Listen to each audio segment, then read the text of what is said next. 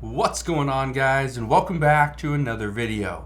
So today we are going to talk about Social Security and also Medicare. And one of the biggest reasons why I want to address this today is simply because many Americans feel like they are being taken advantage of. And I want to just come out and say this. It's true. You are being taken advantage of. But how? Well, that's what we're going to discuss today. First, all I ask is if you enjoy these daily updates, do me a favor. It takes just 2 seconds. Go ahead, hit that like button for YouTube algorithm, and let's begin. So what is going on regarding Social Security and Medicare? Well, here's what's happening. What we have been told for decades is that Social Security and Medicare are on the verge of becoming insolvent. That they might not be around for the next 10, 20, 30, or even 40 years. We now know that Medicare is going to be, or Social Security is going to become insolvent within the next 10 years if things stay as is. This means lawmakers don't pass any new legislation. They don't bring in new taxes. They don't reduce spending. They don't do that stuff.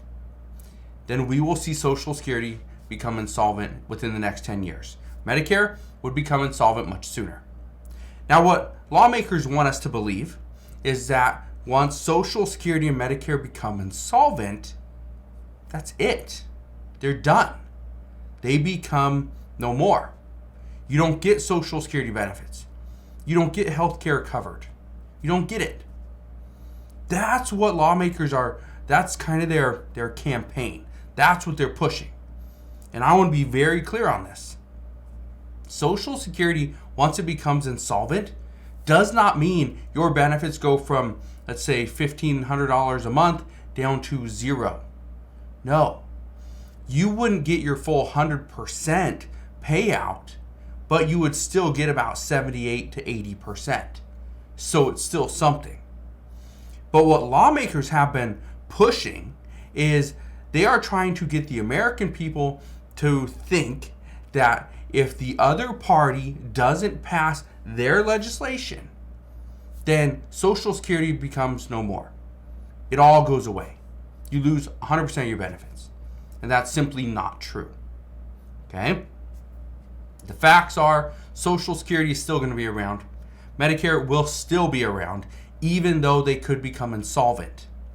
It just means that the benefits that you are accustomed to, well, they're changing. That's not what you're going to get. Your Social Security benefits will be much less. Your Medicare benefits, maybe you don't get everything covered. Who knows? But just understand there will be changes. Now, why? Why is all this happening? Well, what we have seen and what we now know is that there's bipartisan support to ensure that Social Security and Medicare don't become insolvent within the next 5 to 10 years. Right? There's bipartisan support here. The problem is, what does the legislation look like? Where does the additional revenue come in from? Who's paying it? Do they cut back on expenses? Well, I bring this up because there's an article that just came out yesterday. Okay? Now let me read this. It says, Coons warns of government shutdown. We will scare the hell out of you. Now, why does he say this? Well, here's the thing. He's warning of a government shutdown. And they're going to scare you no matter what. Right? But why? Why would they do this? This is what lawmakers do. They get you to the brink, right to the edge of that cliff where you think your only option is to jump. Your only option is, well, you're screwed. They get you to that point, and then they come swooping in with something and say, hey, here you go. Look what we got for you guys. Well, I bring this up because this is exactly what some are expecting is going to happen. Okay? They are expecting they are going to get something done in the end. Remember when Social Security is supposed to become insolvent by 2033? That's in 10 years. So what we are hearing is that we're going to pretty much wait until the end, right before it becomes insolvent. And then lawmakers are going to come swooping in, pass some bipartisan bill, and then they're going to be seen as the saviors to the American people. Well, let me read this. This is from Senator John Cornyn, I believe, or Senator Chris Coons. It says this, okay? We are going to scare the hell out of you. We're really good at that. On the debt ceiling, on default, we came right up to the end. We're going to have a government shutdown because we're going to fight between the House and the Senate about appropriations. Maybe, I sure hope not, we keep coming right up close. That's the expectation. The expectation right now is that lawmakers are going to come close to that deadline. And here's the thing, just to be very clear, I've talked about this before. The date in 2033, the insolvency date.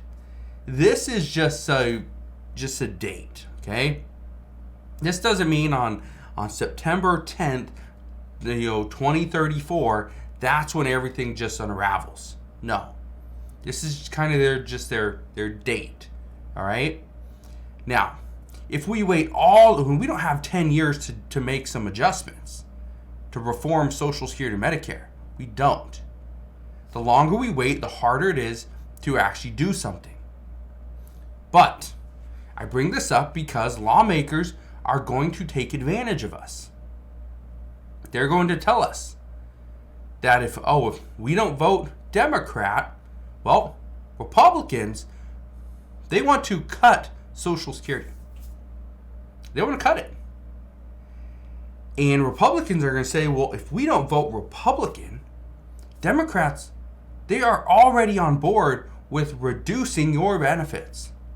They're accepting of the fact that if they don't pass anything over the next 10 years, Social Security benefits will be reduced by about 22%.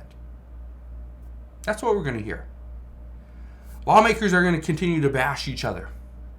Democrats are going to put Republicans in a tight position, tight spot, try to get them to vote on piece of legislation that Republicans do not want to vote for.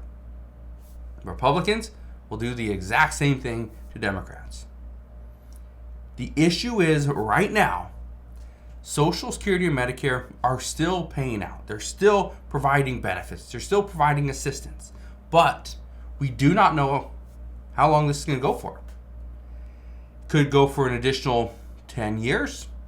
Could go for 20 years, 50 years, 100 years. We don't know. But what I can tell you is that at this time, lawmakers are using Social Security and Medicare almost as a bargaining chip, where they come out and say, we're going to pass something for Social Security. We're going to give you something for Medicare. We're going to provide you additional benefits. But you have to vote with us. That's what they're doing.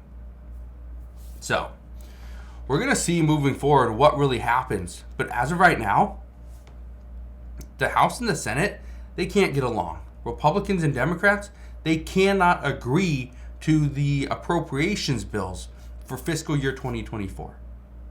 If they can't agree on a yearly budget, how are they ever going to come up with an agreement, a bipartisan agreement, that they can pass for Social Security and Medicare? Honestly, I don't know if it happens, but we will see.